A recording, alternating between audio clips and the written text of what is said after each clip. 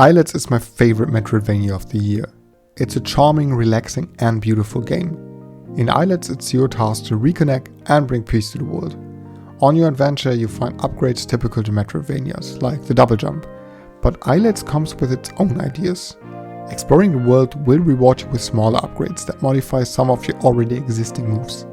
At one point I found an upgrade that added a projectile to my double jump, and another that allowed me to increase the fire rate of my arrows. The cool thing about that is that collecting one of these items gives you a choice between 3 random upgrades. So replay value in Islets is great and you never know what you get. Generally, the major upgrades are designed to increase the freedom of movement further and further, and ultimately you move around fluidly and with great speed. And because the upgrade items carry random modifications for your movement, exploration is fun and the rewards always feel significant. What also makes Islets special to me is the music. The soundtrack is composed by Eric Thompson and is one of my favorite of the year. I made a video about that and you can find the link in the description.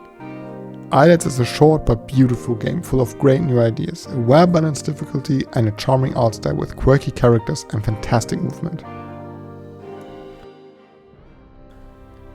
After the release of Star Ocean Integrity and Faithlessness in 2016, I was skeptical about the next entry in one of my favorite game series. Luckily, Square Enix delivered a game that may be far from perfect, but is entertaining throughout its roughly 35-hour campaign. The story of the Divine Force isn't all that original, but a few twists and surprises kept me engaged in the events and characters of this world. I mean, yeah, the story has its length and the presentation in the cutscenes is not consistently good, but the mystery around Duma and the character interactions are well written and always make me want to play just a little bit longer to find out what's going on and to explore the world. And speaking of the world, I was amazed how beautiful many of the areas are and how much fun it was to explore them. That's because Duma is used to help you dash and glide to otherwise unreachable places and find treasures that are mostly useful, which makes exploration satisfying and much more fun than in most other recent JRPGs.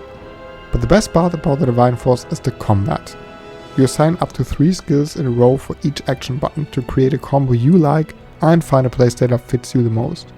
Battles are fast-paced. Moving around the combat zone feels quick and smooth, swapping between characters only takes you one press of a button, and you seamlessly get in and out of combat, which creates a great moment-to-moment gameplay. I couldn't really believe it myself, but from the beginning up until I saw the credits roll, I never really skipped a fight and had fun the whole way through. Star Ocean Divine Force may have a few flaws, like stiff facial animations and voice lines you will hear more than 100 times. But it's a fun RPG that not only got much more love than its predecessor, it also helped revive a series I feared was dead.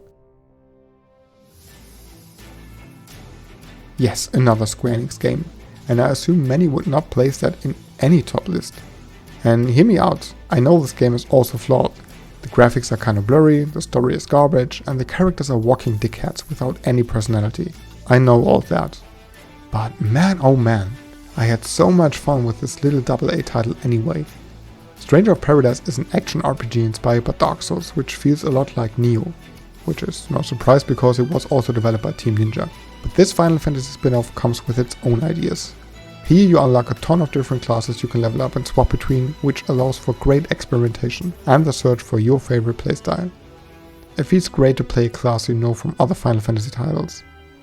You swap between 2 classes mid-combat, perform different skills depending on how many attacks you did in a combo, and absorb enemy skills you can then use on them. Every class has its own set of skill and special mechanics, which keeps the gameplay engaging for a long time, because you always have something new to learn for combat.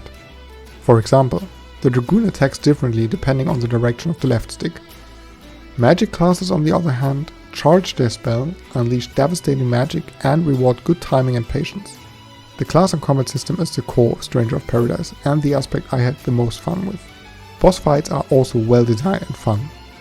That's also because you will recognize a few enemies from other Final Fantasy games, which is a great fan service without feeling too cheap. It makes sense in this world.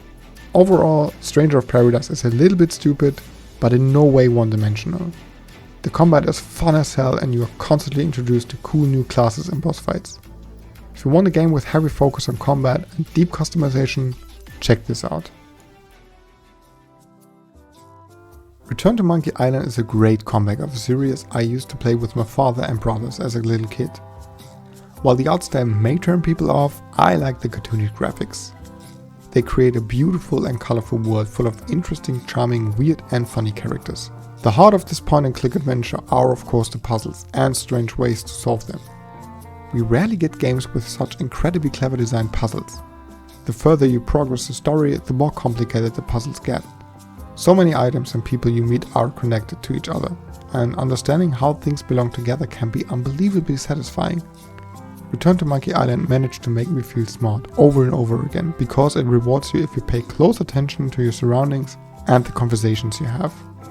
Remembering a small side note a character mentioned after receiving a new item, and then connecting these clues and therefore solving a puzzle you tried to wrap your head around for a while is an amazing feeling. If you chose hard mode with more complex puzzles and are stuck, you can always use the notebook to get a hint. This helped me progress the story 1 or 2 times because I just couldn't figure out what to do. Return to Monkey Island is a cleverly designed point-and-click adventure that brought back the magical feeling of the 90s without losing its humor that can be intelligent in one moment and amazingly stupid in the next.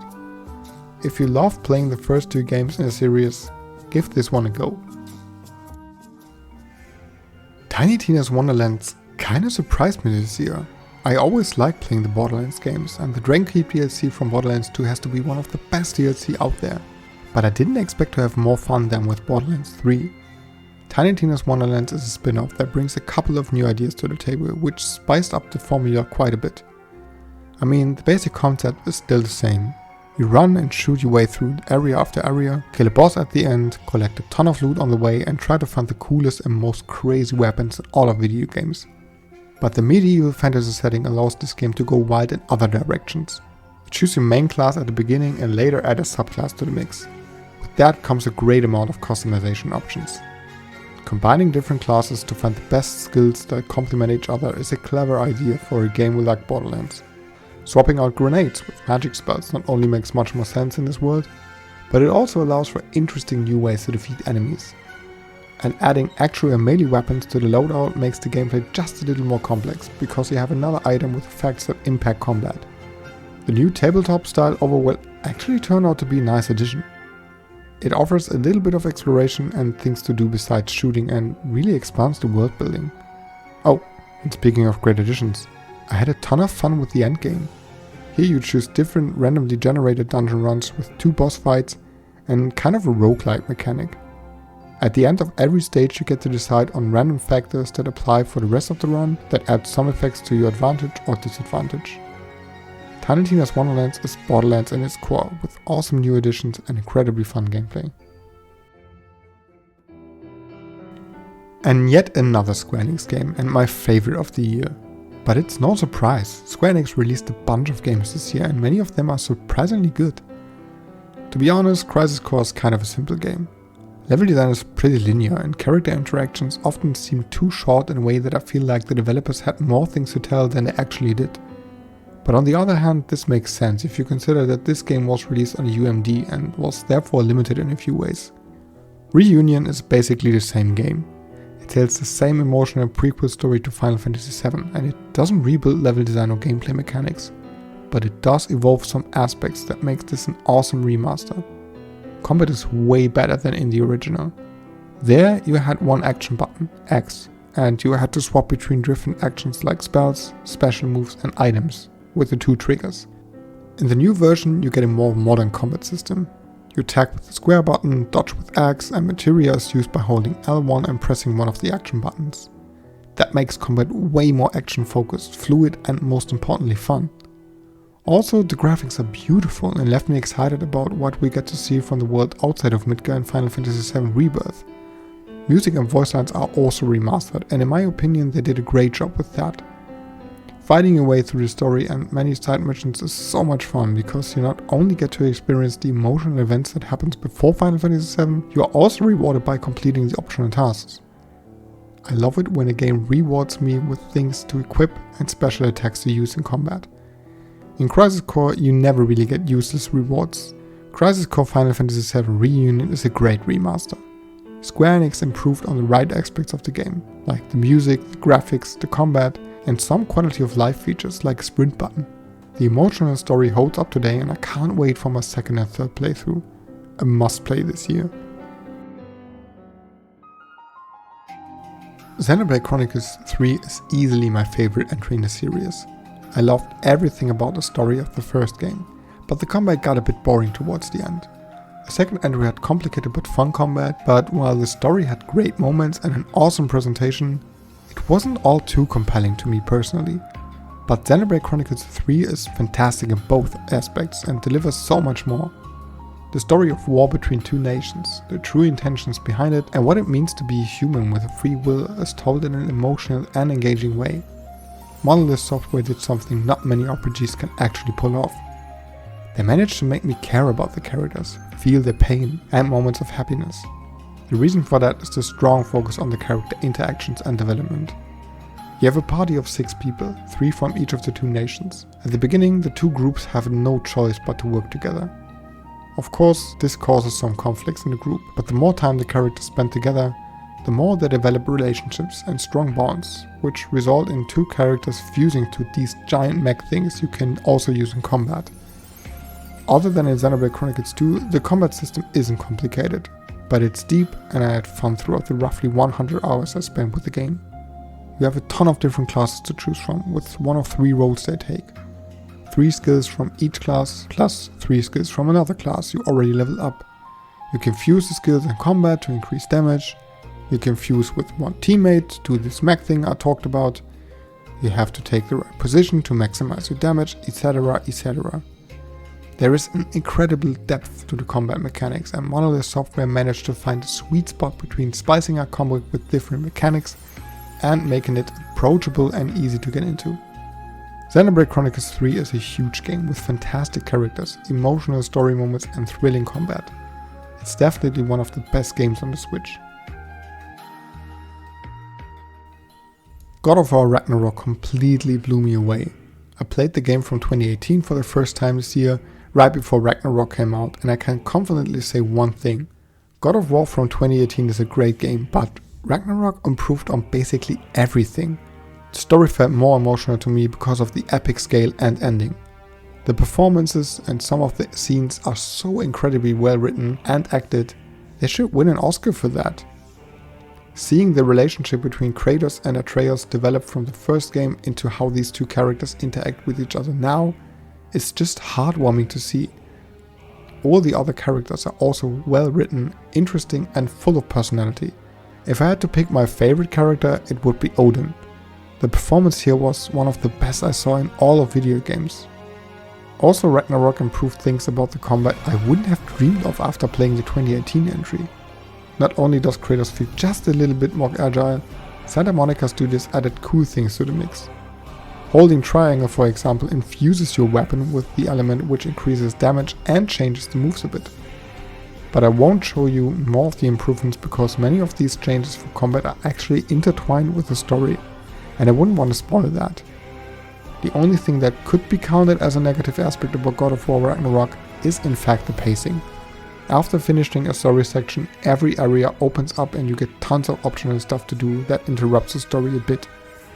But on the other hand, all this exploration and puzzle solving is designed beautifully and just fun to do. God of War Ragnarok is a monumental game and one of the best PlayStation games out there. I can't get Tunic out of my head, I just can't. This game checked all of my boxes. It has an incredibly beautiful low poly art style, it comes with my favorite soundtrack of 2022, and it's a well-designed genre mix of a Souls-like, a bit of a Metroidvania, and heavily inspired by The Legend of Zelda. And still, Tunic doesn't really feel like any of those games. Tunic is a game that doesn't tell you what to do, you just go and explore the world. However, in this magical world you will find pages of a book that is reminiscent of an old SNES game manual. This will give you vague clues to certain mechanics and puzzles. I think this is such a clever way of making the world even more interesting, while also giving you just a little bit of guidance. Exploration itself is one of the best parts about Tunic and what created so many great moments for me. This game plays around with perspective a lot. It keeps secrets hidden behind corners and walls, but if you pay good attention to your surroundings, you will see a passage that leads to a sense of accomplishment. Tunic rewards you with treasures that are always useful and shortcuts you will be happy to have found.